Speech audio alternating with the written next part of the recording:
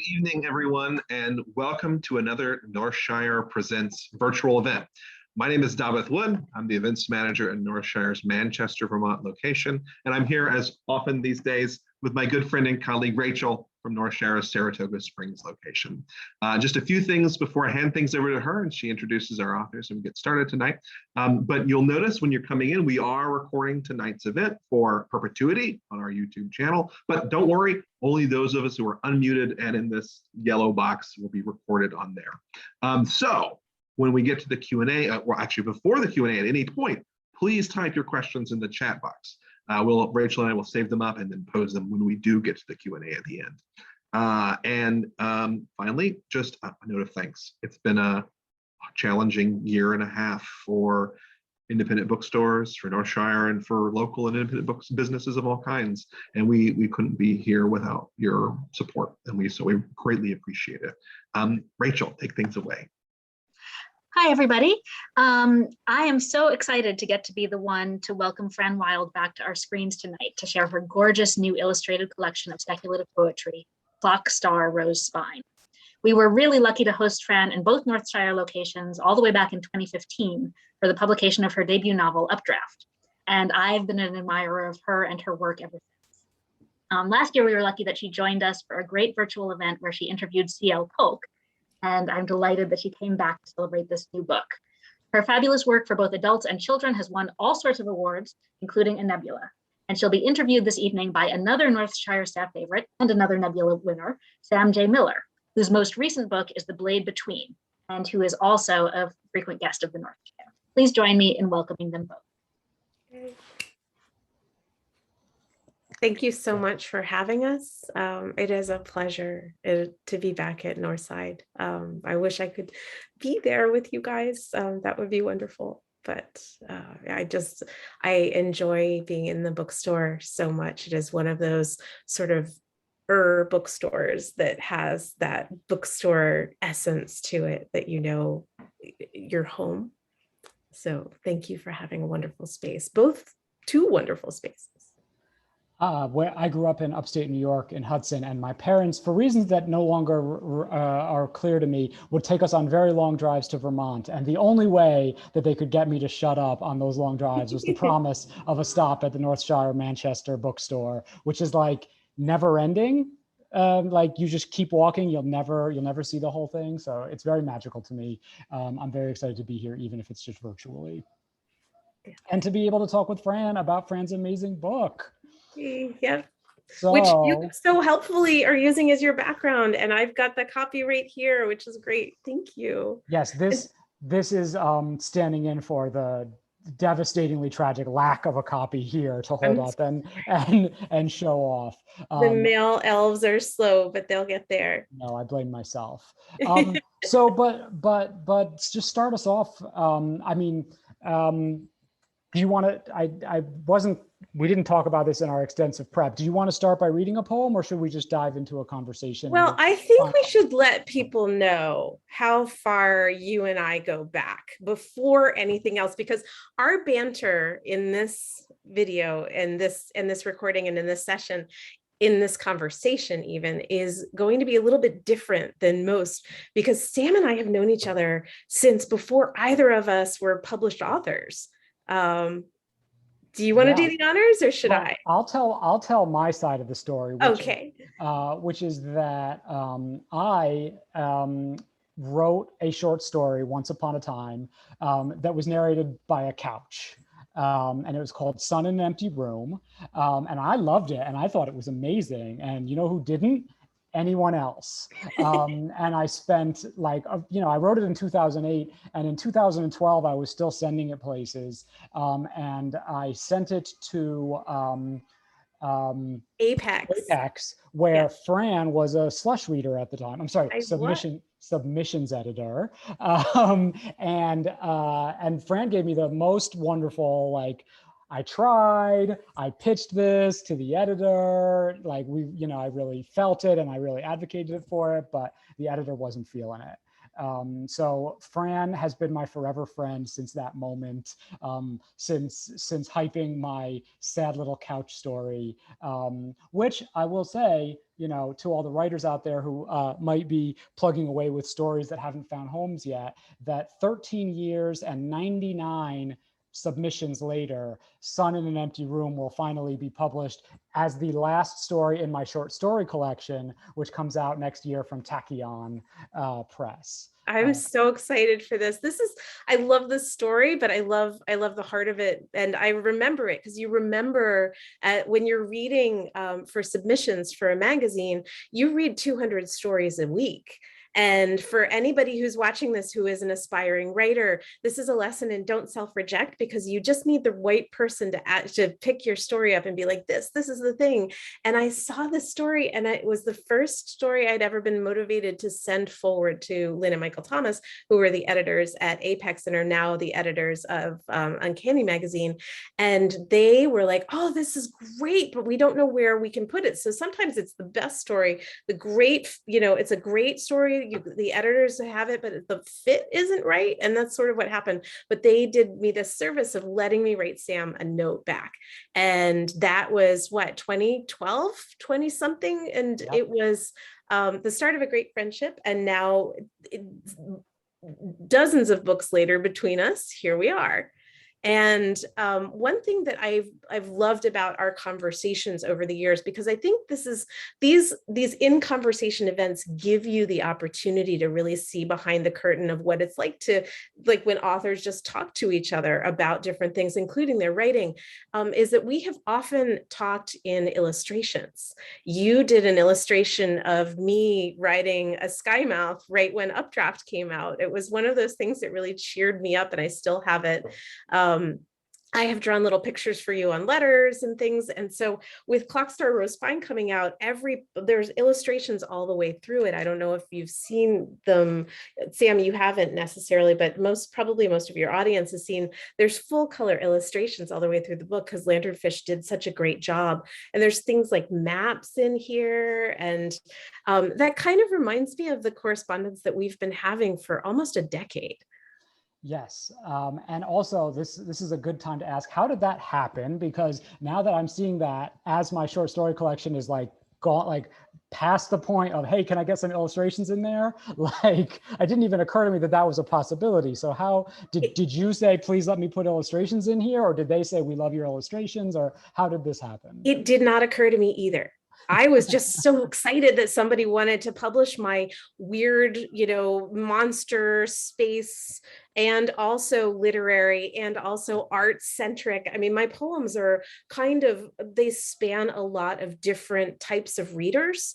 And some, when I read the monster engaging the mythic Orpheus and Eurydice style, like Sirens poems, there are a lot of, people who have studied classics that are like, yes, those are the poems. And when I read the ones that are walking through museums or the more formalist self-portraits, then the poets are like, yes, those are the things.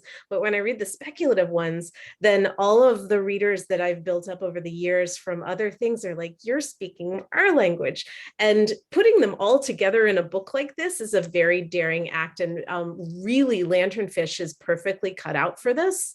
This is where they live. They live in the medium spot between the weird and the literary. And they do it so beautifully.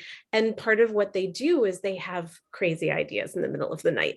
And my editor, Christine Newlieb, who is a Clarion grad, I believe, as well, came up with the brilliant, Sam went to Clarion as well, came up with the brilliant idea of putting not only illustrations, but there is a Q&A about fountain pens and fountain pen ink in the back.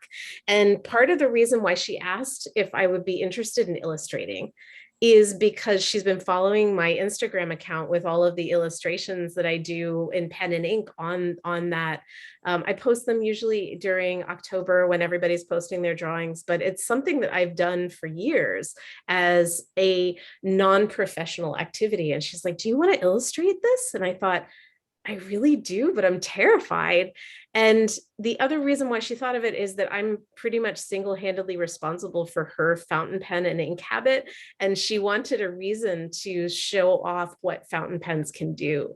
So it's kind of the act of writing and the act of drawing for me became one and the same around the time that I started doing poetry again, because I had set it down in order to write fiction. And then I picked up a manuscript that I had been working on for a long time in about 2016, right around the same time that I started drawing pretty seriously and doing doodles. So some of the doodles that you'll see in here, there's a narwhal that I drew in 2018 when I was the poet in residence at Kickstarter. And a lot of them have come out of different phases, but most of the drawings in here were drawn particularly for the book, to the themes of not necessarily the poems that they're traveling with, because Christine and the group at Lanternfish really saw where images should live that were surprises to me. I loved that. I love that synergy between the publishing house and the creative work. And the Q&A in the back is just brilliant. I don't know if you can see this, but I actually illustrated that too. There was just a whole discussion of what fountain pens can do. And I did a fountain pen user's guide in the back. So that is not usually found in your traditional book of poetry. And I love that. I love that everywhere throughout this, they're signaling this is something new and different. And the fact that they're full color illustrations too is so cool. But yeah, I wish, Sam, I would love to see a book of your drawings. I think that would be amazing. Well, I don't know about that, but I will say, you said, you referred to yourself as a non-professional illustrator, but now you are a professional illustrator because your illustrations are in a book. Apparently so. This might be a good way into a poem. Is there a poem that you want to show us the picture to and read the poem? I certainly can. To sort of show how that synergy works? Sure. I do love I'm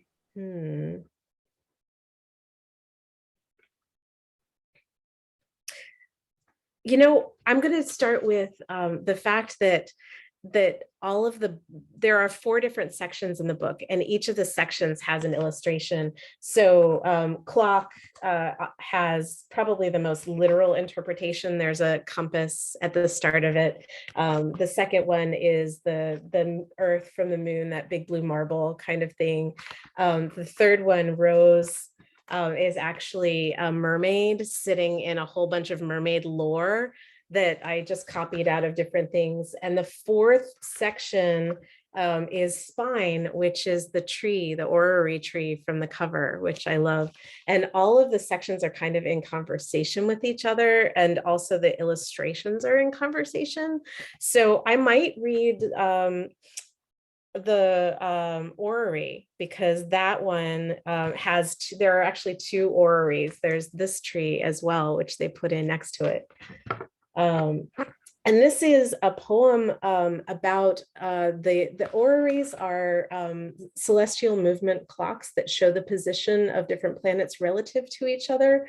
And I love them. They're something that is just beautiful, but I was trying to sort of capture that with my very random hangings off the tree. And this one is inspired in part by getting to see the Rittenhouse Orrery, which has been held at Princeton University, but it was built in 1771. And then it was kidnapped during several different wars by different people, and then it was brought back and reassembled. This poem has nothing to do with that. It has more to do with orreries in general. A universe on a spindle, clockwork stars, hand-turned brass and glass orbit, as gears twirl sun, moon, ring, and shadow to a different kind of time. Even the word does what it says. Each R spun around the big O, then a ripple repeating until the Y whips a comet's tail, a wonder of engineering, a vivid mimic.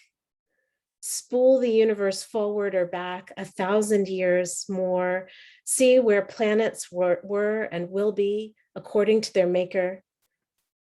How each slides past others, elliptical, a family tied at the base, turning now close, now away. Generations move past old collisions, rotate around missing moons and forgotten tugs of gravity, as if the oracle of planets steered us wrong when we stopped looking for each other across the sun's broad sphere and focused on the predictable instead. Above the gears, the sky hides a deeper spin. All our efforts to understand the distances between one planet and the next, one person and the next, our signals passed back and forth, pulses of light, half understood as we try to shape meaning from symbols. I love that. I love that. What a great metaphor for poetry. Fun fact, I actually thought that orreries were made up for the Dark Crystal because there's an orrery in there. There and it just is. sounds like such a Muppet word, like that can't be real. So the fact that they are real was a belated surprise. They're beautiful too. Yes, they are. So talk to me about fountain pens and your love affair with the fountain pen and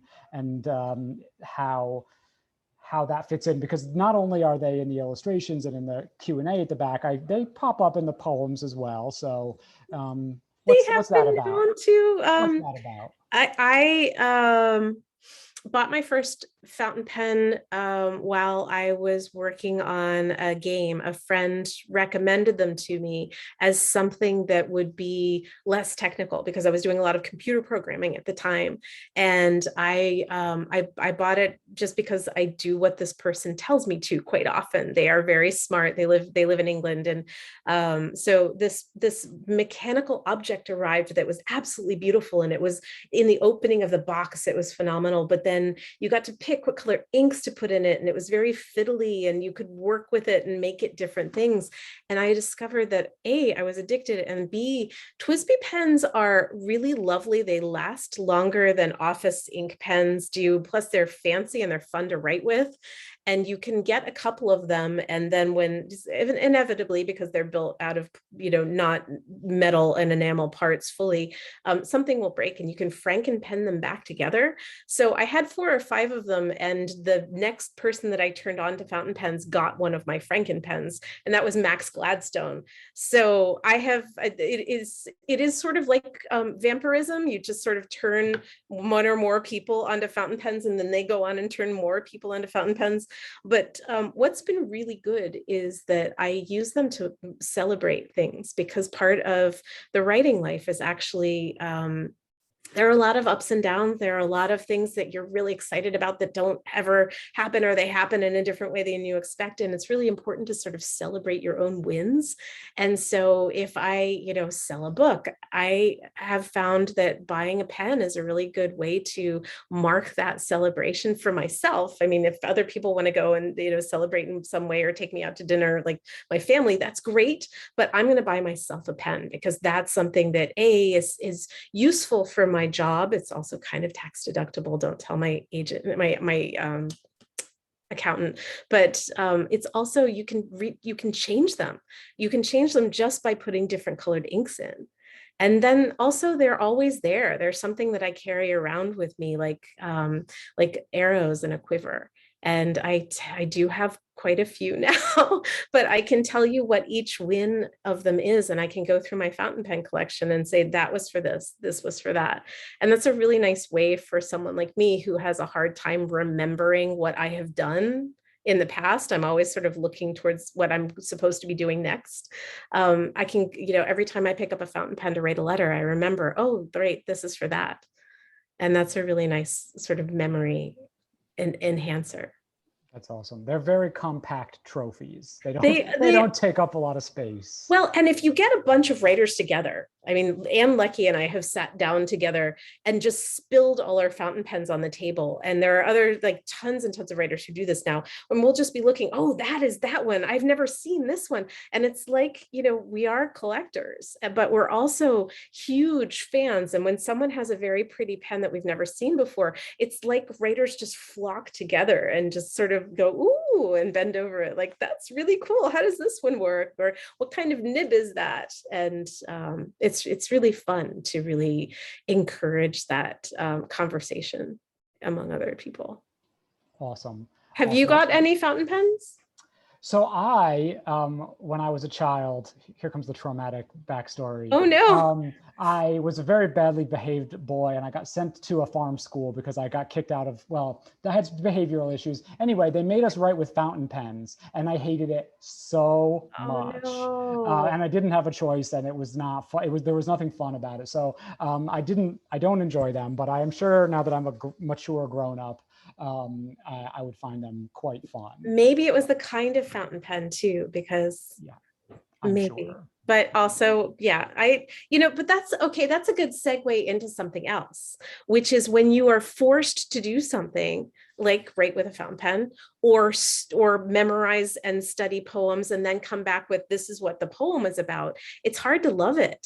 Again, it's really hard to fall in love with poetry, especially because we're all told, you must understand these poems and be able to dissect them and present to a class your wisdom about what this poem means. And we're not given the permission to just enjoy, doodling with poetry or hanging out with them. And I really feel like that's changing too. There are so many poets now who are working in the field who are having a gloriously fun time and writing very seriously as well. But if people bump into me enough and ask me about which poets I like, I will often say, have you read Tracy K. Smith? Have you read Life on Mars? Because that is the one that really shifts a lot of people's gears. Or Wisława Szymborska. Some of her poems really do just grab you up by the skin on the back of your neck and say, hey, look, this is different. We're doing different things. And I love a lot of poems by poets who are pretty well known in the field or who aren't well known, but are very much poets. Like George Oppen is a favorite poet of mine. And Anna Akhmatova is another one. Neruda, I will always go back to as just a brilliant sound engineer as much as anything. But we're not taught to just enjoy the sounds of the words on the tongue. And we're not encouraged to experiment with combining those sounds like we are with paint and art. So I really wish that was different. I wish that poetry and penmanship weren't punishments. Yeah. No, I was actually, you mentioned Akhmatova. I was a Russian lit major in college, and I mean that was all poetry. Like the cultural place that poetry occupies in Russia, in the Russian culture and Russian language, is so different and so fascinating. And the way that like poets sell out soccer stadiums, the way poets are murdered, right? The idea that poetry could have that kind of like cultural resonance is so amazing and shocking and different from where it's sort of like, I don't know, in a lot of ways certainly the least remunerative, and if not also the least glorious of the literary arts. The oxygen gets a little thin up at the top of the poetry of the literary mountain, but I think that's changing too. Especially with some of the newer poets who, and just Marlon James, the way he approaches verse, or some of the people who are writing in verse. Bloodwater Paint is a really good example of a novel in verse that is just brilliantly done. And it's a story that is, needs to be told, but the way it was told in verse is a really good approach to how to take poetry to a new group of readers. Billy Merrill's Vanilla YA novel in verse is amazing, really brilliant. Yes. Well, I was Jason Reynolds too. I wanted to say Jason Reynolds' verse is just amazing that way too. Yeah, agreed. So like, I kind of feel like as storytellers, as artists, art is sort of how we make sense of like, the horror of life and the world we live in, and the fact that we're mortal, the fact that life is suffering. So what's poetry been doing for you lately? Like how has poetry helped you? And yeah, bigger picture, like, what is this book? What's the story this book tells about your path as an artist and as a person in a fucked up world? So the last person that asked me a why poetry question got 15 minutes of condensed lecture on Muriel Rukeyser's Life of Poetry. And I will not do that, but it is a phenomenal book and I have to put a plug in every chance I get. I'm not against that. But you did ask, what about the artist goes in, and that's something that is important to talk about, because this collection of poetry is something that I started writing when I was in college, which was dead serious last millennium. And there was a lot about me and the way that I perceived things then as a young student that has changed dramatically as I have become a mother, as I have participated in the working world, as the political sphere has intruded on sort of the nice dream I was having that everybody was going to be reasonable and, look out for each other the way that I was told they would in school. I think that the manuscript that I finished when I finished my MFA, because I took my MFA from Warren Wilson College in Asheville, North Carolina, and I had such great professors there.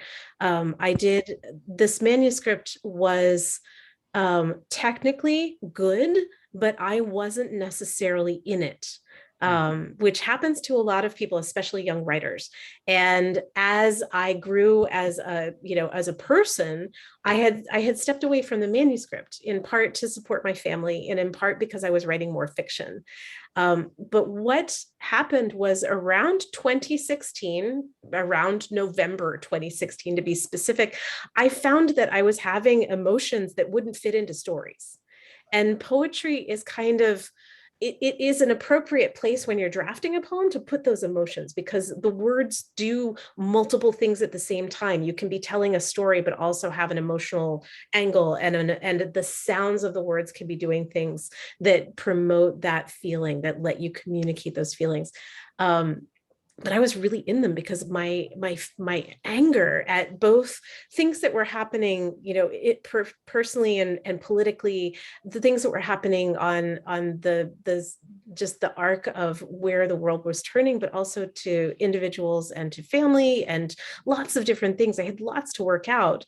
And the thing that I have always believed is that the personal in poetry is really important. It's something that I learned very late, but I believe now, especially, the personal in the poetry is very important. But if it's just personal, if you're just writing this to yourself, that's still a letter or a diary entry. When you're writing it to be a bridge between your experience and the reader's experience, and that everybody has sort of the opportunity to bring both experiences to the table in the act of reading the poem or experiencing the poem, that's when poetry really happens. And so for me to be old enough and to have enough life experience to make that part of the bridge and the confidence to let someone else come in and complete the bridge by opening the book and reading the poem, I think that was where all the emotion and the feelings came from over the past 5 or 6 years as I was working on this book. It was still darn hard to get what was in my head on the page. It always is, but with poems especially, because it's all breath and punctuation and white space and lineation, making sure that what I was thinking and feeling was what the reader was experiencing, kind of stepped back for letting things happen, letting opportunity and interpretation happen as well. But yeah, there's a lot of strong feelings in this book, which I'm not necessarily known for expressing. I'm pretty circumspect and pretty cheerful in my public forum, but this is a very personal bridge. Is there a poem from that period of like the reconnecting with poetry around 2016 as a space for the cosmic WTF many of us were feeling, that you want to read? I think so. I'm going to read one that I haven't read yet, which is, let me see if I can get to it really fast. It's called The Unseen. And I wrote this right in sort of the T part of the WTF arc, The Unseen. When fog comes in, fingertips pressing the windows. It takes the distance first. That mountain we always said we'd climb, the tug in the harbor with its low horn, the bridge's spun cables, its arches. The fog removes our familiar horizons with its pale hands and keeps coming. How do you fight fog? It seeps beneath doorways, wraps your throat, slipping into mouth and ears, stealing sound until the ship's horn becomes a sigh. It comes for the houses, the doorknobs, the lights, makes them soft, then holds them hidden. But the tug knows to keep sounding. The bridge plants its sturdy feet deep, and you find your way out of doors, knowing the unseen mountain is always there to climb. So good. Love that. So that one and a couple of others were written right around that point of like 2017. And then 2018 happened and I became, I was asked to be the poet in residence at Kickstarter.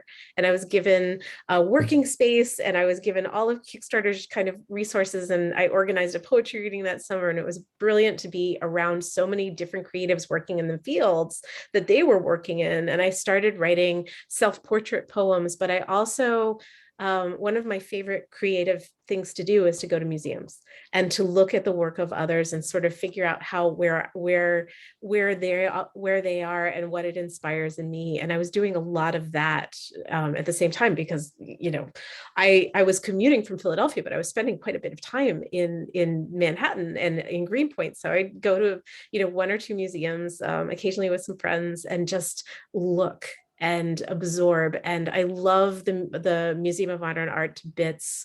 I'm starting to get to know some of the other museums as well, but there are a number of poems that are about art and artists and being in the world that happened right around then. And also because I was writing these poems on tour for Updraft and for Cloudbound and for Horizon, and the act of being out in public and being sort of a small p public figure in the fact that you're doing readings to large bookstores with amazing people in them, and people will come up and say the most amazing things to you when you were holding a book at the front of the store, and I started thinking about that too, just that act of, well, when you're creative, when you're making a bridge between yourself and your readers, or yourself and if you're not in writing, if you're in the arts, then you're making a bridge in another way. People kind of feel that sense of ownership of you, that they can sort of shape you that way. So a lot of the stories in the second section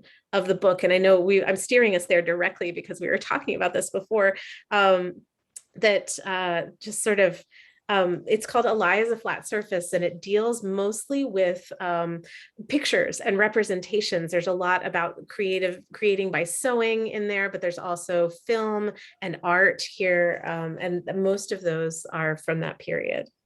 So was there one that you wanted me to read from that section? There is. I really love Breakfast Poolside at the Lafayette. And so I would love for you to read it, but I would also like to put a plug in that if anyone has questions, they should drop them in the chat. We will be getting to those shortly. But yes, I would love the Tarzan Pool poem. So there are notes in the back for a number of these poems, but this one got a very specific note because the Lafayette Hotel in Breakfast Poolside at the Lafayette was opened in 1946 by developer Larry Imig as a retreat for Hollywood stars. It is in San Diego.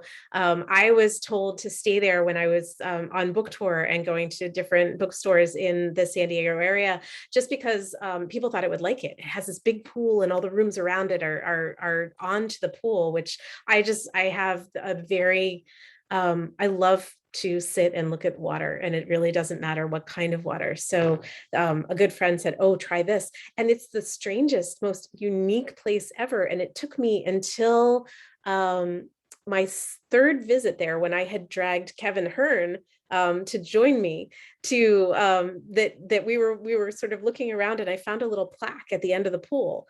And the plaque said that the pool was designed by Weissmiller, who is Tarzan, who played Tarzan. So this hotel has so much resonance with Hollywood culture and everything else that I had to write a poem. And I was busy being on tour myself. So they're thinking in layers here. So try and work with me. I have not read this one aloud before, so this is new. I mean, I've read it in practice, but not for an audience. Breakfast poolside at the Lafayette, San Diego. A turquoise pit of light framed in cement, striped hotel awnings, white slat chairs, taupe loungers, where a 1940s era audience slouches, ghosts all knowing. Azure is a seductive color, unintended. It lures the eye. I rest in the shadows out of the bright. My glass rests on a napkin, rippling rings of blue across white. At far-flung tables, breakfast arrives. Coffee, eggs, easy, crisp bacon. You aren't starving. Slow down, one man says. It's delicious. His partner places a forkful of omelet between his teeth. How can it be delicious? It's hotel food. Maybe because I want it to be. Another couple sips tea, silently reading news from glowing screens, small pools drowned in sunlight. Near the deep end, a shadowed plaque declares Tarzan designed this pool. Tarzan was designed by one Johnny Weissmuller, the iconic call, the broad swimmer's chest. I wish to put my ear to this sign's brass shell, its historic surfaces, eavesdrop on Larry Imig, the Lafayette's owner, calling Weissmuller about the pool, his list of Hollywood wants. A space to lure the stars out in sunlight, a terrazzo suitable for Ava Gardner's feet, 300,000 gallons of turquoise shaped by a leading man, regulation Olympic, a volume of water, enough to hold Bob Hope's laugh, to let it echo across time to me here in the shadows, surrounded by ghosts. In 1940, when they poured the terrazzo, they mislaid a board. All of Tarzan's measurements skewed, but no one noticed. I wonder how many starlets were passed around like poolside drinks, tall and cool. I wonder if Johnny Weissmuller ever in the middle of the dark San Diego night was tempted to a Tarzan yell, and if everyone laughed, entertained. The past flickers in shadows, black and white, struggling to last against bright morning light and the smell of bacon. Hollywood's ghosts, names on plaques, a mislaid board that makes the pool shorter than it claims to be. I'm waiting out the worst of the sun with the ghosts, waiting until I can re-enter the world as myself, swim the water. The sun crests the pool deck, casting light in new directions, and I must shift my chair. The woman breakfasting nearest me chews so loudly I can hear the bacon break from where I sit. She devours the news, sizing up each starlet, their indiscretions for her husband. Look at her, she's had work done. That kind of thing leaves a mark forever. The light is too bright and I tire of fearing it. On the back of a now damp napkin, I make a list of reasons it's not safe to go out in the sun. Not safe to be known, a star in daylight. My list is 6 months of travel, of glare and smiling, and finding the shadows when I could. Judgments flow onto paper in turquoise ink. I hold myself to one per month so I don't shout from the brightness and ruin breakfast, so nice by the pool. On airplanes, in hotels, strangers grabbing me from behind. In a cab, a driver asking about my family, telling me he can get my phone number off the database. Overheard a fan saying, she smiled at me, I can do what I want. In black tie, a business partner leaning, you sure clean up nicely. I cross them all out. There's too much sun, too much of everything, and I am too sensitive. Ghosts of poolside starlets hiss like wind and scatter my notes. The woman rolls her eyes, you won't believe this one. And I stay alone in the shadows, by a pool just short of official length, a mislaid board, a quirk. That kind of thing leaves a mark on a terrazzo. Cutlery rings against white china, chairs screech backwards on tile, brunch is over, the air caught napkins hit the water and sink the ink bleeding tendrils of blue through the bright. Thank you. So good. One of my favorite short stories of yours is that was published in Asimov's, and I can't remember the name, but it was about the cemetery where Hollywood ghosts mess with people. So that was How to Walk Through Historic Graveyards in the Digital Age, and that came out in 2014 from Asimov's, and it's about a war journalist who has seen too many things. She had her eyes replaced by the army, or fixed by the army, and her database has become corrupted. And I was playing with there's a military font called oh, I forget what it's called now. It's like OCRA or something. And I was playing with what could be erased from what you saw if your eyes belonged to the military. So she had had a malfunction in things, but she still couldn't see things, wasn't sure she was seeing things correctly. And she had visited this cemetery and came to a point where she met the ghost of Tallulah Bankhead. And the cemetery is real. It exists just outside of Chestertown, Maryland. It's a place where I used to go occasionally, and we would dare each other to go find Tallulah's grave because she was known to us as this character. She's this amazing person, but she was also buried in Maryland because she had sort of left her multiple lives behind by that point. She was known for kind of shedding lives and moving on, but she was also known for, getting in fights with Dorothy Parker and booing Strom Thurmond so loudly from a presidential parade that she had to be escorted from the scene. She was highly political. She was highly outside of her time as far as exploring her own sexuality. She was also Catwoman on Batman. I mean, there was just, Tallulah Bankhead was amazing. And she began as a silent film star for Alfred Hitchcock. I don't think began is the right word, but just all of this history that is lost because we don't talk about her very much anymore, except, in certain cultures. And that's where Sam and I just wanted to bring that to the story, because that's like, what are you being told not to see is a big deal for me. I love it.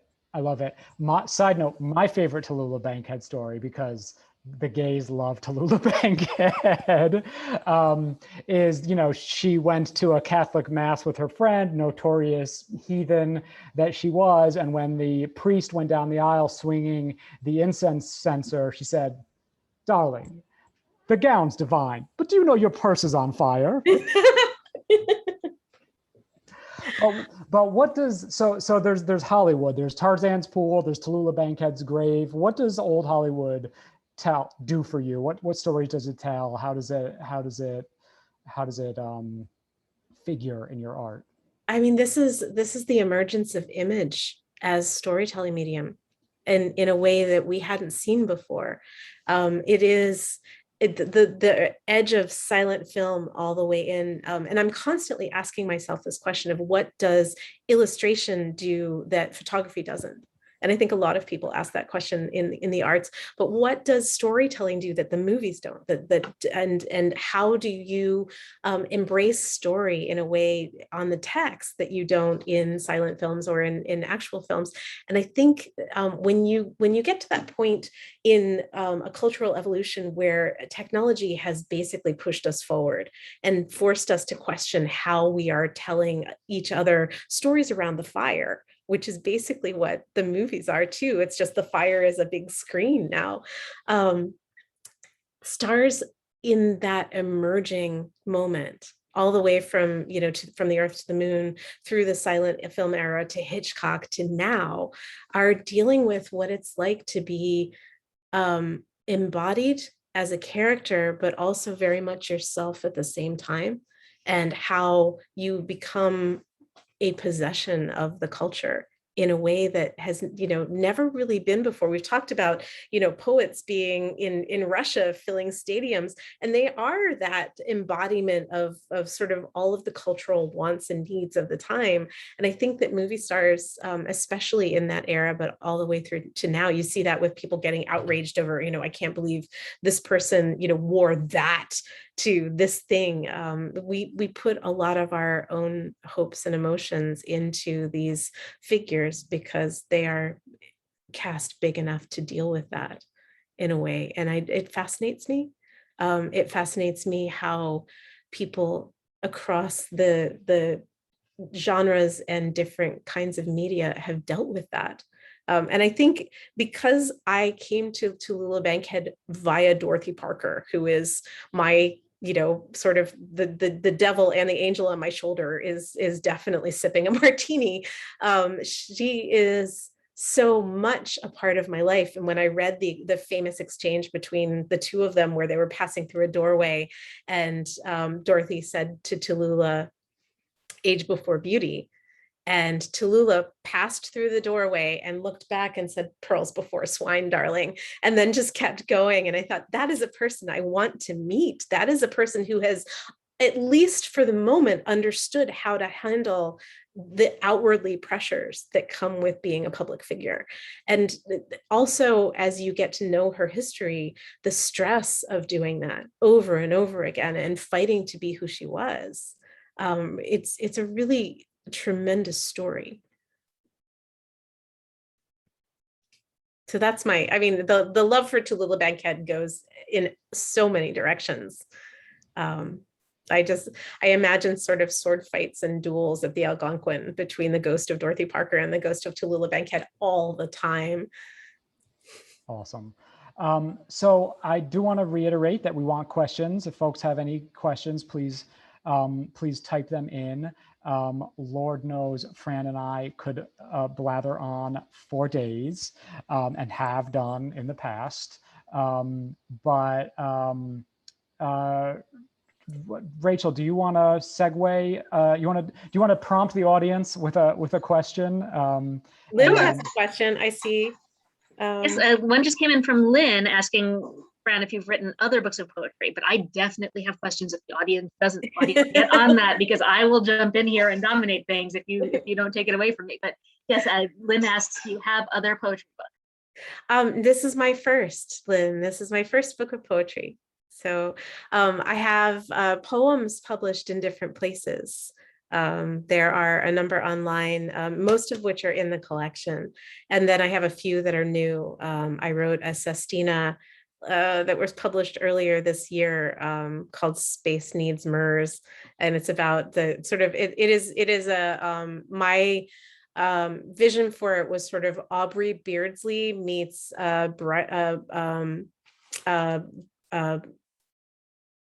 wow, I lost it, the shaving cream, Burma Shave ad. And it turns out that sestinas are perfect for Burma Shave ads, which is really cool. But this is the work of almost 30 years of my life. So, but I do have other books. I have 2 books for children. One is called Riverland, and that won the Nebula in 2018. And then most recently, I have a book called The Ship of Stolen Words, which is about goblins stealing a 5th grader's ability to say sorry, which causes as many problems as you can imagine. I also have a trilogy that started with Updraft, which won the Andre Norton Nebula in 2016, and continued with 2 more books, Cloudbound and Horizon. And then I have what will be a trilogy of novellas. And I say that because one is 600 words short of a novella and is a novelette that started with The Jewel in Her Lapidary. And then The Fire Opal Mechanism is the middle. And the last one is the Book of Gems, and that will be out next year from Tor. See, just a side note, that is a great deal of respect I have for you as an artist, because if it was me, I'd add a 600-word conversation about dogs or coffee or something to just get it up over that mark. But a true artist would be like, no, this is where it stops. The Jewel in Her Lapidary being 600 words short was kind of a shock to me too. I mean, I knew the word count in the back of my head, but I didn't know the cutoff for different categories at the time. And I was still so stunned that I had this book out in the world from Tor.com when I had just planned to sell them a story. And they turned around and said, "Hey, what do you think about making this into our novella line?" And I said, "Cool." And they said, "Great. Here are all the things that are going to happen with it. And then where are the next couple?" And that was super exciting. And I'm super excited to, like, I love writing in that world because that's a fantasy world that is definitely adult. And there are short stories all around the internet. There's 2 Ebony Ceaseless Skies as well that are all about very bad gems that do very bad things. And it lets me play with ideas. The first short story I wrote in that series was the Topaz Marquis. And it is a story about art and the male gaze, but as well as possession of and being possessed. And The Jewel in Her Lapidary is a story that is about 2 young women who are unprepared to lead, having to figure out how to do it in a very tumultuous time, and doesn't go well. This is when I started realizing that I was kind of writing fantasy horror in a way. And the fire opal mechanism was much more fun and ends well. I can promise that. But it also has a librarian and a thief in it. And it was my favorite, but now I really, really love the Book of Gems. And the Book of Gems stars the concordance that has been passed through the other 2 books. Each of them is a book contained within a book. That's part of the pattern that I was trying to not necessarily hold to, but I wanted to allow a book in if the book wanted to be part of it. So the Jewel in Her Lapidary the story is contained inside a travel book that is absolutely wrong, like 100%, written with great confidence, let's just say, but wrong. And the fire opal mechanism, the librarian is actively trying to preserve the books from a printing press that is possessed by the spirit of a very bad emerald. And the books that get preserved, one of them is the Book of Gems. And that then becomes the central part of the 3rd narrative. So they're all about books and Awesome. very bad gems. I love it. So while people think up their final questions, I would love to hear another poem. You mentioned that these encompass a very wide span of time. Is there one that's very old, that's from the beginning of that scope of time, that you'd like to read, and maybe, I don't know, comment if it you know, how you feel about it now, who the Fran was who wrote that versus the Fran who's reading it now? I am going to read, there's a couple. I'm going to give you 2 titles and I'm going to take a vote. Everybody get your typing fingers ready. Those of you who are, the titles are You Are Responsible for Your Own Wake, and the other one is Lello. So pick.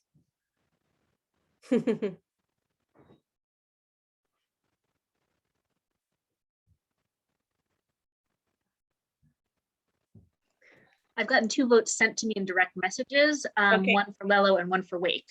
Okay, and we're at a tie, so that means that I have to read both of them. So I'm going to read Lello first. Lello is from 2004, so it's not the oldest, but I never get to read this one. This is my daughter's favorite word for a while, and language acquisition is so fascinating to me that this one is Lello. The word bubbles up, punctuating recognition. The color, your favorite, your joy is Lello. You laugh and I kiss your fat cheeks and we hold the color you now know, the word beautiful on your lips, not yet fully formed. I know you will find the why and the how of it, and you will trade these sounds for other ones. But I gather this word up like spring's first bloom and press it close. And you are responsible for your own wake. Those of you who know the Baltimore's Inner Harbor know that there are signs all around that are meant very literally, but they have massive double meanings. And this one is actually a traffic sign that marks a point in the Inner Harbor, and it says you are responsible for your own wake. Go slow. Out on the wooden dock beyond the city, 2 dinghies smack thick pilings, thrown them by the waves. A boat's speed cleaves the harbor and rocks them again. This time, one thin hull defers to the dock's bulk, cracking, and its owner begins to shout, "It's a slow zone, bastard, come back here, fucking." But the shrill boat disappears, innocent. In my hands are a collection of beach glass. The swing of my arm casts wide an arc of blue and green, sun-caught, glittering. Each fragmented bottle transforms to stars, then catches gravity and forges swallowing sounds before sinking deep. Soon, the water remembers nothing of boat or beach glass. I thought I'd lessen your effect if I made a ritual, toss these broken containers in after you. That is the oldest poem in the collection, I believe. Window may be about as old, but that one's pretty old too.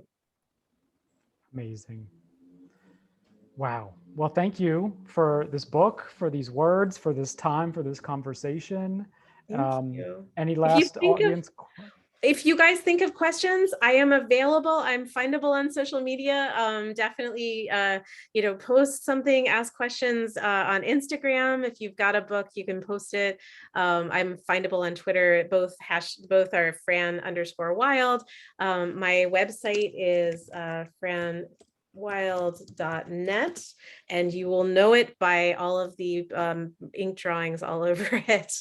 But yeah, thank you so much for coming tonight, and thank you for being here. Rachel, I want to hear your questions. This is so unfair. There's only 3 minutes. That's totally fine. I always save up a bunch of questions in case there's time for them, and I almost never wind up asking them. So it is not a big deal, but maybe we could close out on one of those. We are just about out of time. Sure. But one of mine was, it's such an unusual title. Can you tell us a little bit more about where that came from? Sure. So Clockstar Rose Spine was it's the first title in the book.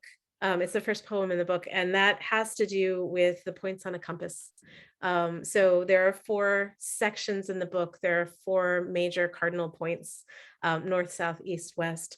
And I was thinking about what a compass is in lots of ways. And a compass is a clock. It's a directional clock, but it's also a star. The compass rose forms a star. It is historically known as a rose for lots of different reasons. If you have access to a copy of the Oxford English Dictionary, which you can find at your local Northshire bookseller, it is sort of embedded in the history of the rose, the directionality. Yes, that exact one with the magnifying lens. And then spine, just envisioning what a directional compass does on the vertical, because it's not just a single point in place. It works on the vertical up and down as far as wind goes, wind direction. And this book does have a lot of poems about disability in it, and in particular about curved spines and disjoints and disconnects, and bringing all of those elements together in a way that spoke one word to the next and word back and forth between them was something that I knew that first poem was doing. But it is really about four corners and directionality and connections between things. That's a lovely way to think about it. Fran and Sam, this has been such a pleasure. It's really, I have enjoyed every moment of listening to the two of you talk, and Fran listening to you read. We are sadly out of time, but I so appreciate you taking the time to talk with us tonight. Thank you so much for having me, and for everybody listening, thank you for being here. Definitely thank you for supporting your local indie publishers and your local indie bookstores. This is a wonderful, wonderful way to experience both community and books at the same time as participating in stuff like this. So thank you very much. And thank you, Rachel and David, and thank you, Sam, for all of this. Thank you, Northshire. And you can find both authors' books at northshire.com, as well as a listing of future events. And we hope to see you again soon. Have a great night, everybody. Good night, Thank you everyone. both so much. Have a wonderful evening. Good night. You too.